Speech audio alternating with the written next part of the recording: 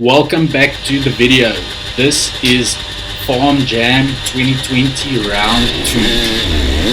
So it was at the beginning of the year when we last had a Farm Jam race before all this COVID drama. I did not get the best start and I had to play catch up at the beginning, but I was very motivated for this race and I wanted to end off the 2020 season with a good result. So I decided to push as hard as I can, give it my best, and we managed to come off fairly well. We got P3 on the podium for the amateur OR1 class, and as you can see, it was absolute carnage at the beginning. I knew getting into clean air as quickly as possible would give me the best chance for good results. So I really enjoyed this track layout that they did for Farm Jam. It was a bit better than the first round. The first round had just a lot of long straights. This course layout I feel had a bit more corners and a bit more tighter technical stuff. And that's obviously more what we are used to being hard enduro riders. I have to say, the training that I've been doing, the fitness training, some psychological conditioning and focusing on rider technique and all that stuff. My cornering has improved, my commitment to stay full throttle. This section was pretty gnarly because these are some heavy sand moves. Now obviously the camera flattens it out completely. It looks like I'm riding on a flatbed road, but these are big sand moves. And it's a long stretch, so it kills you. And then you still gotta try and pin it through the rider in front of yours dust as well.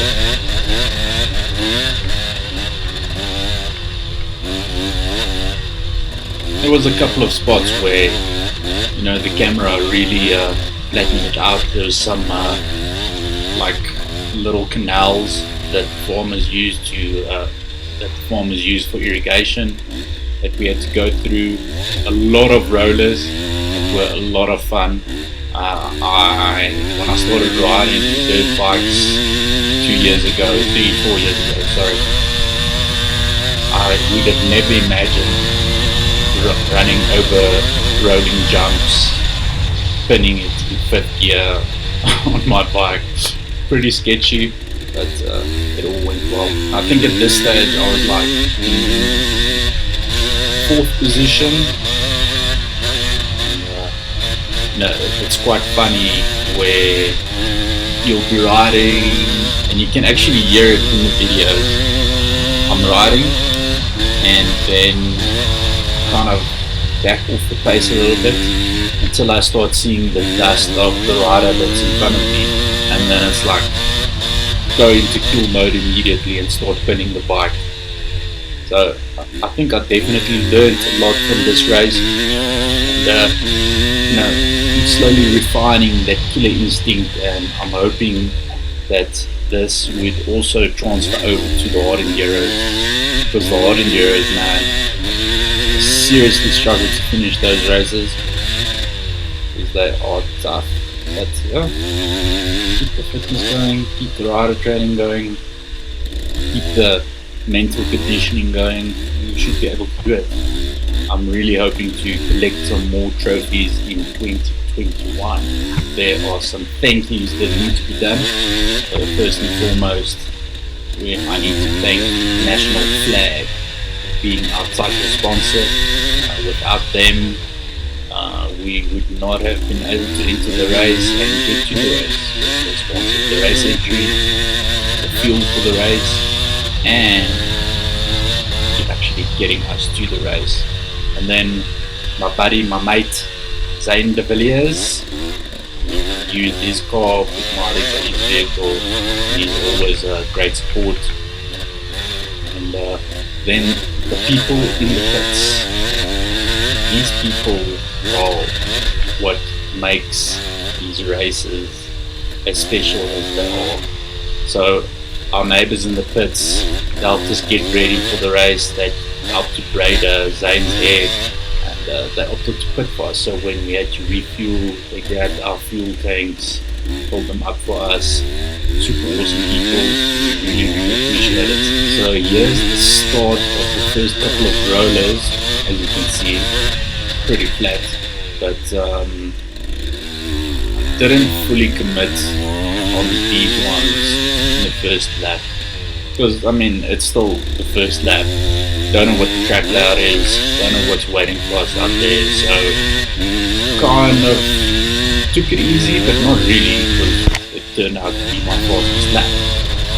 It's funny how that always works. My first lap is always my fastest lap, but I feel that I committed a bit more on the following laps, but I was slow.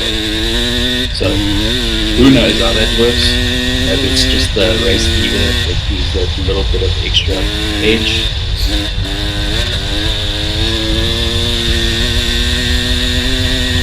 These little reviews, they look so flat, but on every single lap, obviously it's a body positioning thing, but it like launches me off the bike almost, because I'm obviously not gripping the bike properly with my legs. That's pretty sketchy at high speed, so I slowed down for them a little bit, but in hindsight I could have actually just really over them. Live and learn.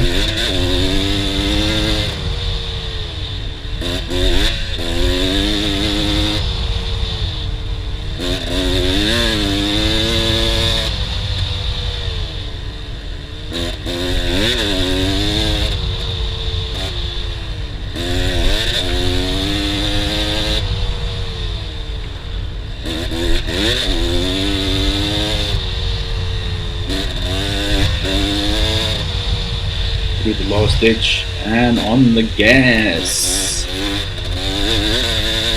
I think I took quite a bit of life off my top end. Probably need to do a top end on my bike in December, because I ran the absolute crap out of my bike. But there's nothing quite like hearing that two-stroke sing. So if you guys watched the race vlog video, if you didn't, we'll have it linked around here somewhere on the screen. But Zane did not have the best race. His rear moves actually disintegrated on the second lap, like midway through the second lap, and he couldn't finish the race, unfortunately. And, I'm sure he would have podiumed in his class as well. So he's on a 250, so the way the class structure works is 300 two-strokes go OR1 class, and 250 two-strokes go OR2. So he was in OR2 amateur class, and in the first race he got second position, I think. So he is a super aggressive rider, and I'm sure he would have podiumed this race if he didn't run into things.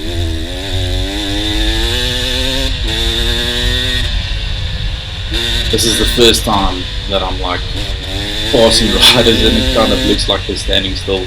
I'm so stoked with the way I performed. This is seriously, I've never ridden at this thing. It's absolutely intoxicating and I want more. So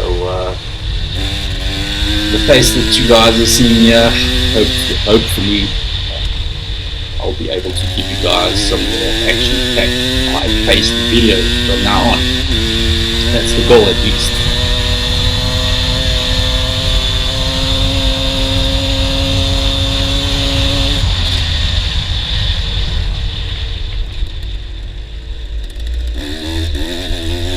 A couple of little ditches and pipes and stuff that were concealed, like in the longer class. It's always kind of sketchy, like pushing full pace, like in the longer stuff. And you don't always quite know what's waiting for you there. And the this was the first corner that I overshot. Luckily I didn't lose too much time, let out once again.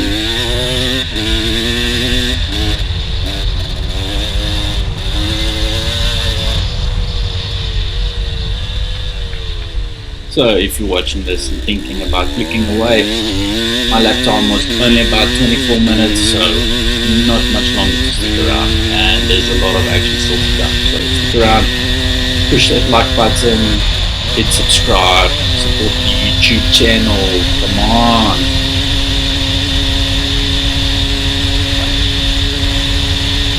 Absolutely pinning the bike down the straight section. I really enjoy the cross-country style races.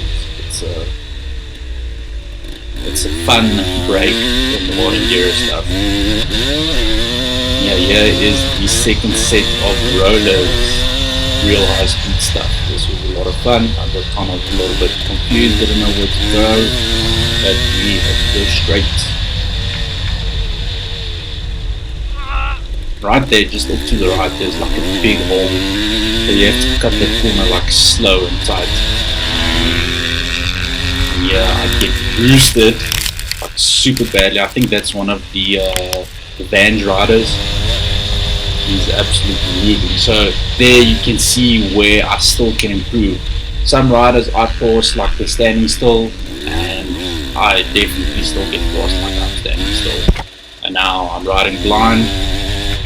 So I just had to back off a little bit and just wait for the wind to carry the dust away. Peek back to see if there's no one behind me.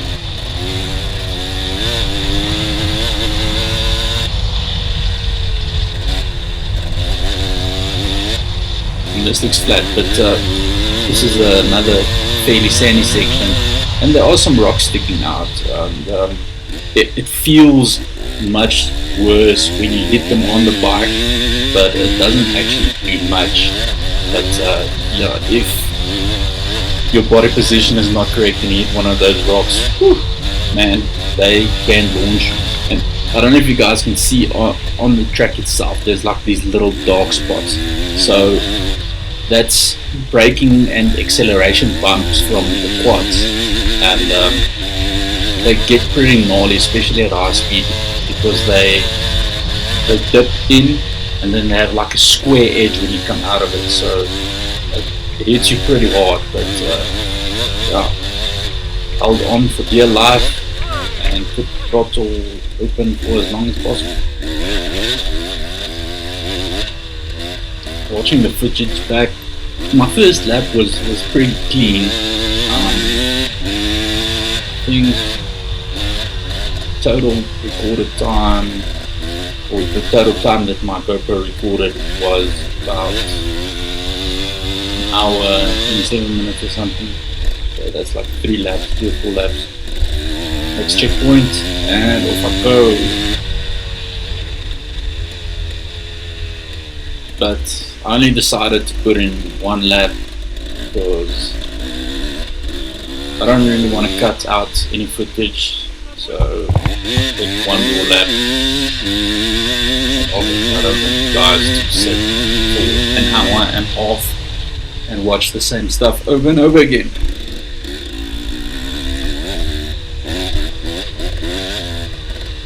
Some more square edge bumps. And here we drop into this awesome sandy river bed. I don't know why, but I absolutely love riding like sandy stuff. It's so much fun and pretty technical in its own way. I mean, you gotta keep the revs up. You gotta throw it in. The front wheel's gonna like stick in. It feels weird, but you can get a good flow. And it is really fun. And then there's these mud sections. You have to stick your line, like pick a good line, because you don't know if you're gonna like drive into a rut that's like knee deep or thigh deep or whatever, and the bike's stuck.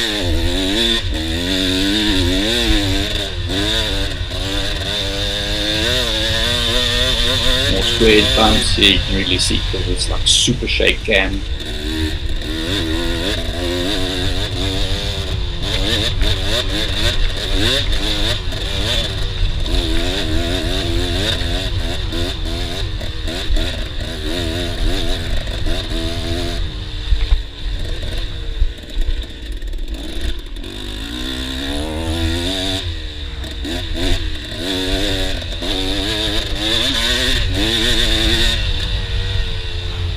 I think this section was in the first round.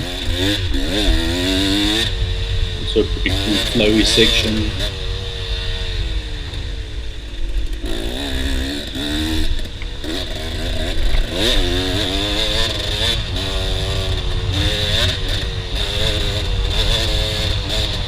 And over here I didn't concentrate on the markers. There's like a ditch over here somewhere. Over here. And instead of popping really over it, I went straight through it and it hit me very hard. But no biggie, the show goes on.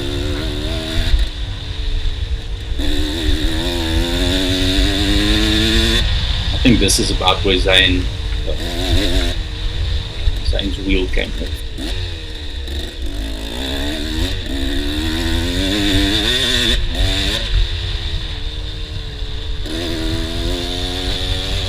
Really hoping that I can upgrade my GoPro pretty soon, because then I can get all the GPS telemetry stuff on it, so it'll show you the direction that I'm traveling and like the speed that I'm traveling. So I worked it out, my average speed throughout the whole race. Now that's obviously with the corners and everything. Oh, kill mode, I see someone's dust. So my average speed around the track was about 67 kilometers an hour, which doesn't sound that fast, but I mean the top finisher in my class, I think his average speed over the whole race was about 69 or 70. On the straights, I mean, you definitely hit full speed because you're going 5th gear, top of the rev range, so I don't know what the bike tops out at. It's like 110, 120 maybe, if it's that much.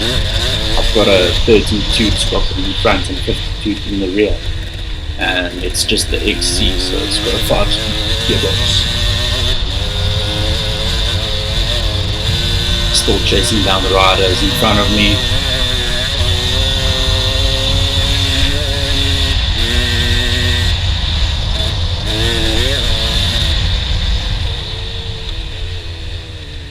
Yeah, here are some more rollers.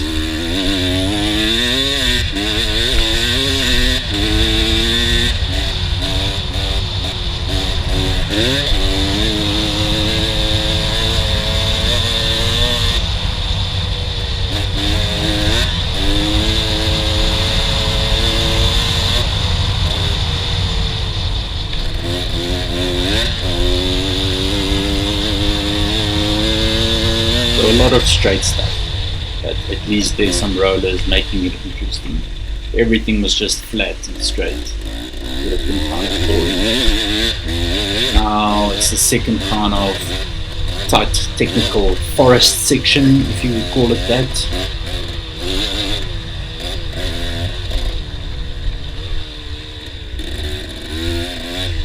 My cornering has definitely improved a lot.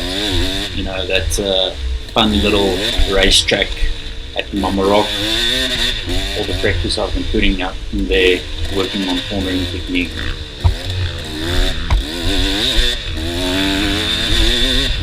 So I mean, I think that's where I catch most of these, like the amateur class riders. I think they're a bit slower in the corners than what I'm at. So as soon as this guy realized I'm here, he put on the accelerator.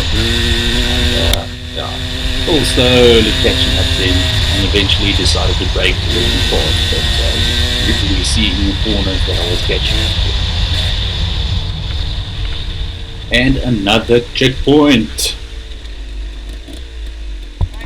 I'm just like, gotta go, gotta go, gotta go. More riders in front of me. And I mean, technically, it doesn't matter who you overtake because they could be in whatever class. It's more a race against the clock. But obviously, the thinking is if you're overtaking people, you're obviously going fast. So, overtake people, go fast, gotta stay smooth, gotta keep it on two wheels. That thing, in hindsight, I could have just jumped, but it was kind of sketchy. I know a lot of riders came in from there.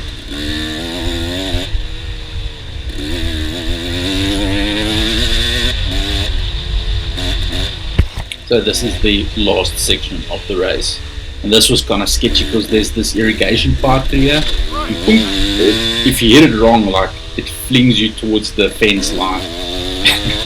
And the first time I went over it, I almost crapped my pants.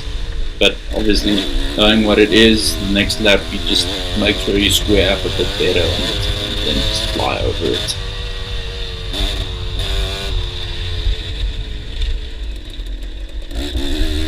So man, at this point I'm like, whew, I'm on a roll.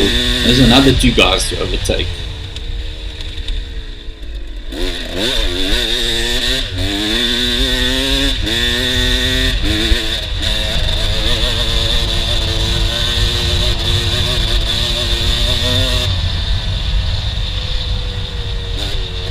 Spin it a bit quicker around this corner.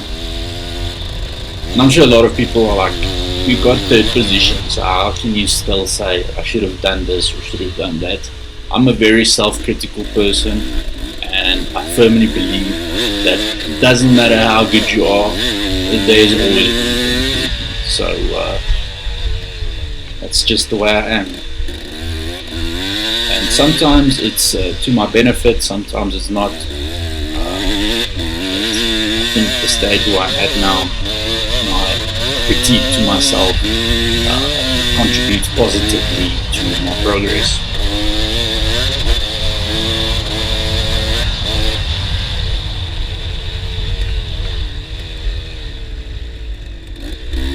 That corner gave me a lot of hassles throughout the race. I think only the last two laps I didn't overshoot and almost go straight.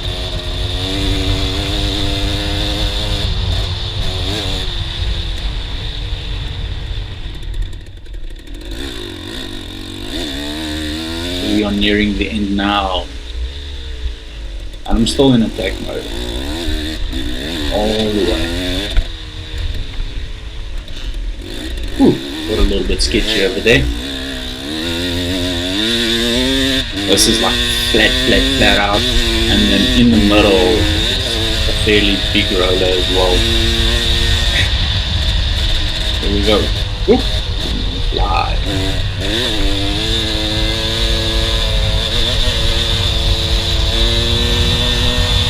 I don't think I actually caught up to the guy that's in front of me at the moment. I'm sure he had to be in my class. Unfortunately, I can't see the numbers on their bikes, so it's difficult to say who it is. Otherwise, I would have gladly announced them, but unfortunately not. There's some more irrigation canal type stuff that we gotta go through, and these ones are just flew over them.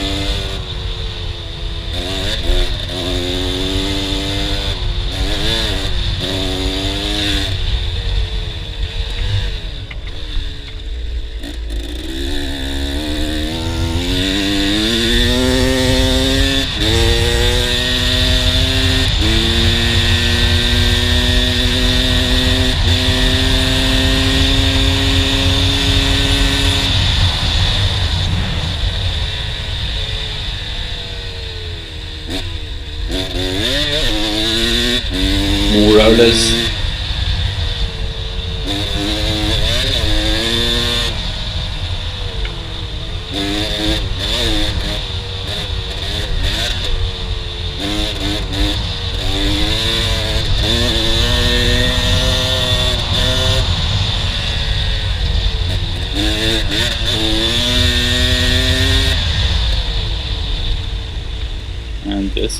the last corner.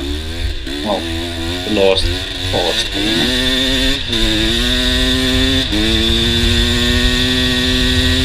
Final back straight. And then turn into what is the pit area, and here are a lot of square edge bumps. And they absolutely smashed me.